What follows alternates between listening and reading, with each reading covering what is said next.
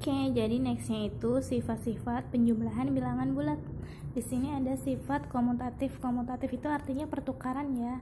Jadi misalnya kalau A tambah B sama dengan B ditambah A. Contoh soalnya nih misalnya 4 ditambah negatif 1. Itu sama artinya dengan negatif 1 ditambah 4. Berapa hasilnya? Betul. Jadi kalau kita bayangin, misalnya kamu nggak bikin garis bilangan, tapi kamu bayangin jalan ke arah 4 terus mundur 1, berarti hasilnya positif 3. Nah, yang kedua, sifat keduanya itu asosiatif. Asosiatif itu pengelompokan. Jadi misalnya kalau ada soal A tambah B sama dengan dikurung B tambah C, sama aja, itu artinya mau dibaliknya itu pengelompokannya A ditambah B dalam kurung baru ditambah C. Di sini contohnya 4 ditambah negatif 1 ditambah 2 tapi dalam kurung. Oke, kalau ada kurung berarti kerjakan duluan kan ya. Gini, jadi 4-nya tulis ulang. Kemudian negatif 1 ditambah 2. Hasilnya berapa? Ya betul, jadi jalan ke negatif 1, terus jalan lagi ke positif 2, hasilnya negatif 1. Nah, 4 kurang 1, hasilnya bukan negatif ya, positif. Kan dia jadi negatif, jalan 2 langkah ke positif, berarti berhentinya di positif 1. Sama artinya 4 tambah 1 sama dengan 5. Nah, ini kan yang dikurungnya di belakang. Tapi kalau mau dikurung yang depan, misalnya 4 ditambah negatif 1. Baru ditambah 2. Nah, kalau ini dikurungnya di belakang, ini kurungnya depan. 4 ditambah negatif 1. Kita jalan ke positif 4, mundur 1. Berarti hasilnya 3. 3 ditambah 2. Sama dengan 5. Dan hasilnya dia sama. Oke? Jadi pengelompokan sama. Mau dikelompokin yang belakang atau yang depan, nanti hasilnya sama. Oke, yang ketiga unsur identitas. Nah, unsur identitas pada penjumlahan bilangan bulat itu adalah angka 0. Jadi misalnya ada bilangan ditambah 0, hasilnya pasti bilangan itu sendiri. Sini A tambah 0 sama dengan, kalau dibalik 0 tambah A sama dengan hasilnya A. Misalnya contohnya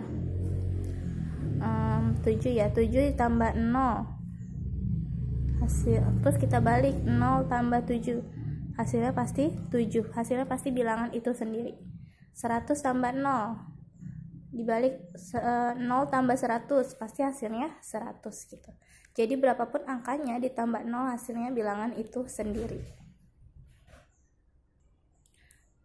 Oke, sifat penjumlahan bilbul berikutnya adalah tertutup. Tertutup ini dimana hasil penjumlahan bilangan bulat adalah bilangan bulat. Jadi mau bilangan bulat itu positif atau negatif, pasti hasilnya bilangan bulat. Bisa berupa yang negatif atau positif. Contohnya ya, misalnya 5 tambah 1 sama dengan 6. Positif 5 tambah positif 1 sama dengan 6. Oke. 7 ditambah negatif 4. Jadi kita jalan ke arah 7, positif 7, mundur ke negatif 4 langkah, mundur ke arah negatif. Hasilnya adalah 3. Atau contoh lainnya, misalnya negatif 9 ditambah 5. Kita jalan ke arah negatif 9 langkah. Terus berjalan lagi ke arah positif 5 langkah, berarti mundur ke kanan 5. Sama dengan hasilnya adalah negatif 4.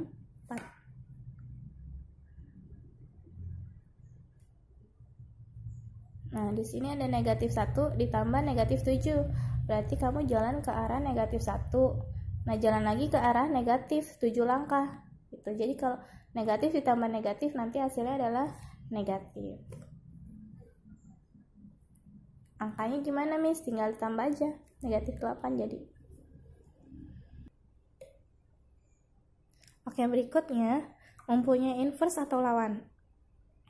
Jadi penjumlahan bilangan bulat dengan inverse atau lawan akan menghasilkan nilai 0. Contohnya di sini A ditambah negatif A. Atau dibalik, negatif A ditambah A akan menghasilkan angka 0. Contoh ya.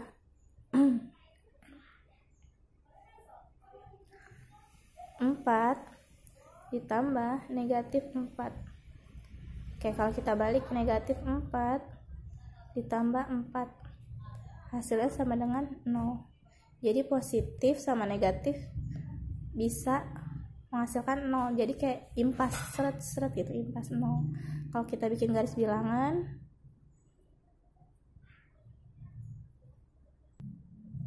nah di sini kita bikin garis bilangan ke arah positif 4, berarti ke kanan dari 0. 1, 2, 3, 4 di sini. Jalan lagi 4 langkah ke arah negatif, berarti ke arah negatif ke sini ya. Dari sini mundur 4 langkah ke negatif. 1, 2, 3, 4. Nah, di sini hasilnya 0 dia. Jadi kalau angkanya sama, dia positif tapi sebelahnya negatif, kayak impas 0.